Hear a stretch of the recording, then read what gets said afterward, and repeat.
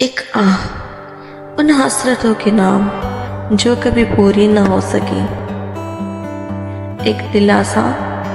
ان خواہشوں کے لیے جو کبھی پوری نہ ہوں گی، معتبر آنسو ان خوابوں کی نظر جو دیکھی نہیں گئی، عقیدت بھرا بوسہ ان باتوں کو جو کوئی سن نہیں پایا،